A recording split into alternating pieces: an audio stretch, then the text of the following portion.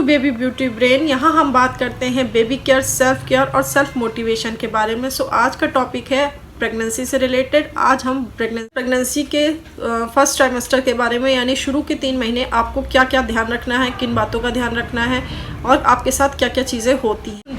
आप लोगों ने सुना होगा कि सब लोग, बड़े बुजुर्ग ये कहते हैं 3 मंथ के, जो शुरू के 3 मंथ्स होते हैं काफ़ी ज़्यादा आपके रिस्की होते हैं। आपको हर चीज़ सब लोग कहते हैं बहुत ध्यान से रहिए, ध्यान से करना है ताकि आपका जो 3 मंथ है वो अच्छे से निकल जाए। वो इसलिए कहा जाता है ताकि आप जो हैं, जो भी चेंजेस हों उनको ध्यान रखें। और थोड़ा सा आपको ध्यान ज़्यादा रखने की ज़रूरत होती है शुरू के 3 महीनों में, क्योंकि इस टाइम पे ही आपके अबॉर्शन का खतरा भी इन्हीं 3 महीनों में ज़्यादा होता है। सो आपको आगे मैं बताती हूँ और आपके साथ क्या क्या चेंजेस होते हैं। तो सबसे पहला चेंज जो होता है, आपके हार्मोन्स जो इस टाइम पे चेंज हो रहे होते हैं। आप में हार्मोन्स का अलग चेंजमेंट होता है, जिसकी वजह से आपको बहुत सारी आपकी बॉडी में चेंजेस आते हैं, आपके माइंड सेट में भी काफ़ी सारे चेंजेस आते हैं। और दूसरा, आपके बच्चे के साथ जो चेंजेस होते हैं ट्राइमेस्टर में, इसी में पूरे बच्चे का डेवलपमेंट होता है, यानी उसके ऑर्गन्स पूरे तरीके से बच्चा जो है आपका बेबी वो तैयार होता है, बनता है। तो इस टाइम पे इसलिए इसको रिस्की बोला गया। सो हम बात कर लेते हैं आपके साथ क्या क्या चेंज होगा इस टाइम, आपको क्या क्या दिक्कतें हो सकती हैं। सब तरह की महिला, हर महिला में नहीं होता, बट कुछ लेडीज़ों को हो जाती हैं, कुछ लेडीज़ों को कुछ भी नहीं होती हैं। तो कुछ का बहुत अच्छा निकल जाता है, लेकिन ज़्यादातर लोगों को दिक्कतें आती हैं क्योंकि आपके हार्मोन्स इस टाइम चेंज हो रहे होते हैं। तो आप लोगों को हेडेक की प्रॉब्लम आती है, आपको हेडेक पेन होगा, आपको हेडेक होगा। दूसरा, आपके साथ आपको नोज़िया होगा, आपको मॉर्निंग सिकनेस होती है। इस टाइम बहुत ज़्यादा मॉर्निंग सिकनेस की प्रॉब्लम होती है, वीकनेस बहुत ज़्यादा होती है और आप एंजाइटी बहुत होती है। और आपके साथ और क्या चीज़ें होंगी, आपको बैक पेन की प्रॉब्लम आ सकती है, एब्डोमिनल में थोड़ा सा पेन हो सकता है, ये दिक्कत आती है। बहुत सारी इस तरह की छोटी छोटी दिक्कतें होती हैं। कॉन्स्टिपेशन की भी एक प्रॉब्लम बहुत ज़्यादा महिलाओं में देखी जाती है, इस टाइम पे बहुत ज़्यादा ये प्रॉब्लम आती है। तो इस तरह की जो चीज़ें होती हैं वो होंगी, लेकिन इनका मतलब ये नहीं है कि ये बहुत ज़्यादा हाई हैं आपको इसके लिए कोई वरी करने की ज़रूरत है, ऐसा बिल्कुल भी नहीं है। ये लगा ही रहता है शुरू के 3 मंथ। थोड़ा सा बस आपको अपने ऊपर ध्यान देना है, स्ट्रेस को मेंटेन करना है, स्ट्रेस ना हो बिल्कुल भी। इस बात का ज़रूर ध्यान रखें, इस बात का बिल्कुल ध्यान रखना है कि आपको स्ट्रेस नहीं होना चाहिए, आपको खुश रहना है। बस आप अच्छे से रहिए, खुश रहिए, अपने आप को बस कोशिश कीजिए खुश रहिए। आपको जिस तरह से भी खुशी मिले, आपको टीवी देखना पसंद है आप टीवी देखिए, आपको म्यूज़िक सुनना पसंद है वो कीजिए, आपको जो पसंद है वो कीजिए। अब बात कर लेते हैं आप लोगों को क्या क्या चीज़ें इस टाइम अवॉइड करनी है, आपको क्या क्या नहीं करना है। आपको जो है वेट नहीं उठाना है बिल्कुल भी, आपको बहुत स्ट्रेस फ्री रहना है। आप लोगों को पैकेट फूड्स जो होते हैं उनसे दूर रहना है, कोल्ड ड्रिंक्स से दूर रहना है।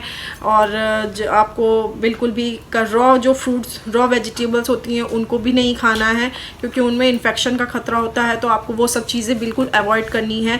अल्कोहल लेते हैं तो नहीं लेना है, स्मोकिंग करते हैं वो भी इस टाइम पे आप नहीं कर सकते हैं। तो किसी भी तरह की इस तरह की चीज़ें जो कि आपके लिए और आपके बेबी के लिए हानिकारक हो सकती हैं, उनको सेवन इस टाइम पे बंद करना होगा। आपको वो सब चीज़ें नहीं लेनी है, इस चीज़ का आपको ध्यान।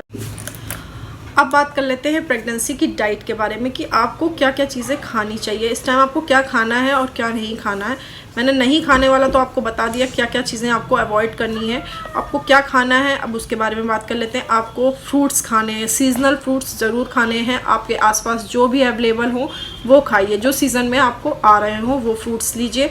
और आपको वेजिटेबल्स बहुत सारी खानी है। आप रॉ नहीं खा सकते, वेजिटेबल पका के अच्छे से वेजिटेबल खाइए। घर का बना खाना खाना है आपको, और आपको दालें बहुत अच्छे से लेनी है क्योंकि उसमें प्रोटीन बहुत अच्छा होता है। आपको इस टाइम पे प्रोटीन बहुत अच्छे लेना है। आपको आयरन, कैल्शियम ज़रूर अच्छे से लेना है, प्रोटीन अच्छे से लेना है, क्योंकि इस टाइम पे आपके बच्चे का ऑर्गन्स का डेवलपमेंट होता है। तो इन सब चीज़ों की आपको बहुत ज़रूरत। आयरन, कैल्शियम और प्रोटीन के सप्लीमेंट्स भी आपको डॉक्टर एडवाइस करेंगे। अगर आपकी डॉक्टर कहती हैं फॉलिक एसिड की टैबलेट आती है वो देंगी, कैल्शियम आयरन आपके साथ शुरू कर देंगे डॉक्टर्स। तो ये चीज़ आपको लेनी होगी, सप्लीमेंट्स जो देंगे डॉक्टर वो लेना होगा। इसके बाद आप बात कर लेते हैं सोनोग्राफी की। बेसिकली मेरा पर्सनल एक्सपीरियंस ये कहता है कि सोनोग्राफी जो होती है, अगर आपकी नॉर्मल है, प्रेगनेंसी है, मेरी जैसे नॉर्मल थी, मुझे कोई तरह की कोई प्रॉब्लम नहीं थी, बस मुझे थायराइड की थोड़ी सी प्रॉब्लम थी। सो इस वजह से थायराइड थायराइड की मेडिसिन मुझे एडवाइस करी थी डॉक्टर ने। सोनोग्राफी कहें तो अगर आपको कोई दिक्कत नहीं है तो आपको सिर्फ 3 सोनोग्राफी होती हैं, एक फर्स्ट ट्राइमेस्टर में, एक सेकंड ट्राइमेस्टर में, एक थर्ड ट्राइमेस्टर में। तो आपकी जो फर्स्ट ट्राइमेस्टर में होगी सोनोग्राफी, उसमें फर्स्ट ट्राइमेस्टर में जो सोनोग्राफी होगी उसमें आपके बेसिक सोनोग्राफी होती है। उसमें आपके बच्चे की हार्ट बीट चेक करी जाती है और आपके बच्चे का देखा जाता है कि आपका जो इम्प्लांटेशन हुआ है बेबी का वो सही जगह है या नहीं, यानी कि यूट्रस में है या आपकी फॉलोपियन जो ट्यूब है उसके अंदर है। तो इस चीज़ को चेक करने के लिए मेन फर्स्ट ट्राइमेस्टर में ये सोनोग्राफी की जाती है। एंड अगर नॉर्मल सब कुछ अच्छा होता है तो बस आपको कुछ नहीं करना है, बस हेल्दी रहिए, खुश रहिए।